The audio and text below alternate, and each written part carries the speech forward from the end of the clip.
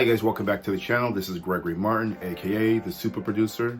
This topic came about basically the other day. I was on Reddit, just kind of looking through a few subreddits, and in particular, I was looking at a filmmaking group. And I came across this post. Basically, this person had raised money about $125,000, and it took them several years, but they were able to complete their first film. And then he basically kind of went into some of the challenges they were having, selling the films and things like that. So after reading the thread, I was like, you know what, this guy sounds a lot like me when I first started. And so I definitely thought, hey, what better way to kind of to give back and just kind of like basically go over some tips that will help some up and coming producers who've never produced anything or new to the industry or changing industries, because I wish I knew when I first started. It would make my I think it would make the process a little bit smoother. Develop your tools, develop your craft. There's a couple ways, well, there's really one main way that most people get into the film industry, and that is by attending film school. As you guys know, I got into the film industry, the long way. One thing that I constantly did, pick up the trades.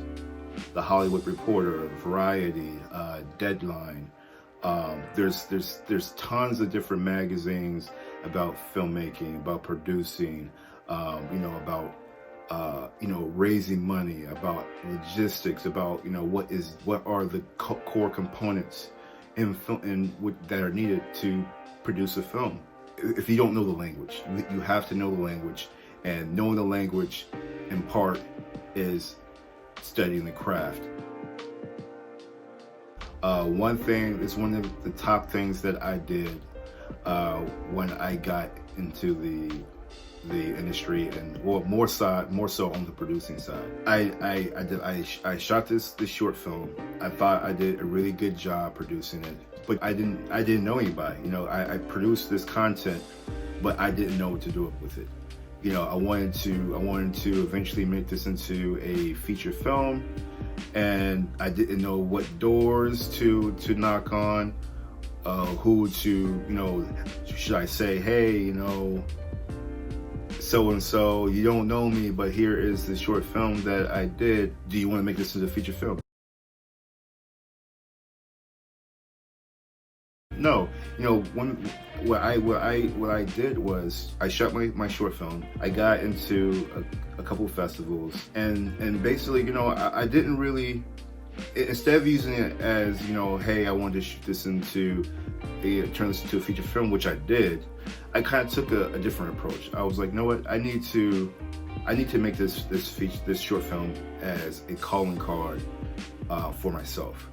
And I'm going to use this calling card, one, when I meet people who are more experienced than me, to say, hey, I don't have a lot of resources, but I was willing to learn.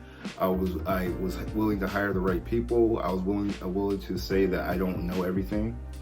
And hey, can you take a look at this my work? I would love to just hear your thoughts. I'm new to this industry. I would love to hear what you think about this short film, get your critique, and hopefully if you like it, I'd love to continue a dialogue with you.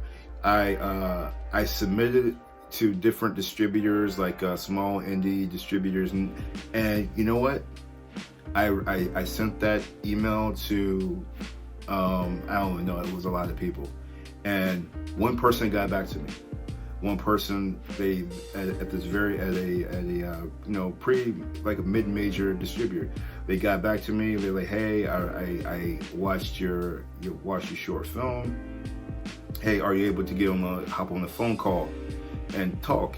And we talked and we did discuss, and he was, and basically that person was like, hey, this is really good, let me know if you have any any questions or anything like that. And that's what I did. I didn't get to the point where I was bothering him every day. I was very, I didn't want to abuse that relationship.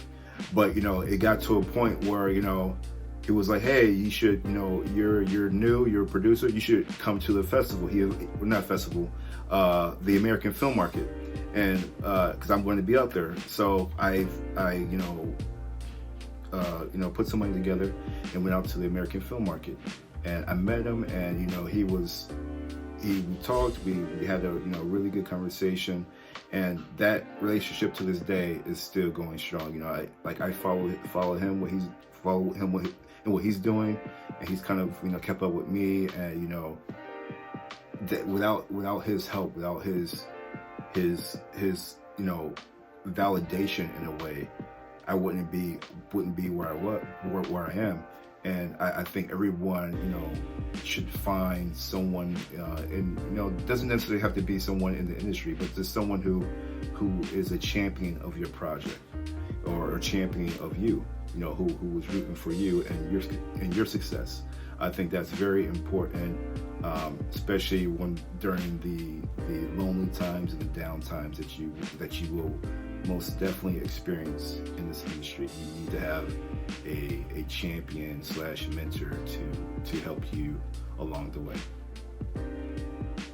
As a producer, I'm very good at putting a film together, putting together a financing plan, putting together the types of financing sources that I want to go after for a particular film. However, once we get to the actual production of the film, being on set and running a set, that's just not what I do. I've done it, and this is a skill that I'm working on. However, I have to lean on people to get those things done. And as long as you're just honest with yourself with your deficiencies, I think it takes you a long way. If your producer is not really good at film financing, well, you know what? Hire someone who is good at film financing. If you're not good, if you have meetings with studios or whatever, and you don't necessarily have the talking skills or whatever, have someone have a partner or someone like that who can help ease that situation for you. You have to know your strengths, especially if you haven't gotten a level of experience that can help propel you forward. You need to know what you're good at. People could judge you off of that because you project something you project something one way, but it doesn't come off that way. So you need to so don't be afraid to ask for help, team up with another producer, or work on something as a team, whether it be you the writer, the director, or even you the talent, actor or actress, and the director or whoever. You need to know what your strengths are, and always play to those. Because people will definitely judge you on your weaknesses if you project those as strengths. So I mentioned this earlier, and I can't stress how important it is as a producer to attend film festivals, markets, forums, pitch sessions. It's very critical, especially for up and coming producers. These markets, these festivals, these are where you can find a lot of your key, or not necessarily key people, but people who become very influential in your filmmaking career, whether it be people that you'll meet, and you'll watch their films, and you'll enjoy their films, and you guys kind of create a relationship, when you guys get home, about, wanting to work together, whether it be finding or meeting different, more established producers, directors, actors, actresses, like these are concentrated places where people in the same industry as you are at. So if you want to know what's going on, why wouldn't you be there? If you want to know what's going on in the global film market, why would you not attend the Cannes Film Festival? Why would you not attend the Berlin Film Festival? If you want to know what's going on in the American market, why wouldn't you attend the American film market? You have to be there. These markets, festivals, they're always accommodating for people of all experience levels. My first attendance for Cannes was in 2016. Yeah, 2016 was the first time I attended Cannes. So I wanted to be exposed more to an international market, and you can't get more international than Cannes. Cannes Film Festival has everybody there. A lot of my friends, my colleagues now, I've always had a strong network since I've been going, and I've been constantly building that. But when I experienced Cannes, my network has grown exponentially. I've met financiers, I've met various directors from different countries, producers from different countries, writers, and I've found stories from different countries, and we keep in touch. We email, we call, if we're attending, if we're going to be in a certain part of the country for a different festival or market, you're seen, and people kind of will associate you with being a part of the industry. The more you're around the industry, the more people will feel that you're a part of the industry. It won't lend to your credibility, but it will show people that this person may or not be a player. I see him or her everywhere. So they must have something going on if they're here. Not everybody comes here. So you have to attend the markets and the festivals if you're a producer. It's an absolute must. You don't need to do every one. You have to. I'm very selective, with the ones I want to attend. Just because I'm not trying to spend hundreds or tens of thousands of dollars attending every festival there is or market there is. You have to be very selective.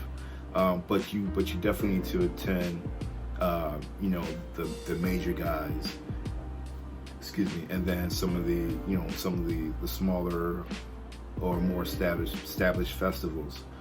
So very important to attend the markets. Well, hopefully you guys found these tips very helpful. These are just a few things that I found very helpful to me. I wish I knew these things when I first started. If these things are helpful to you, please take them and use them. If not, it's no problem as well.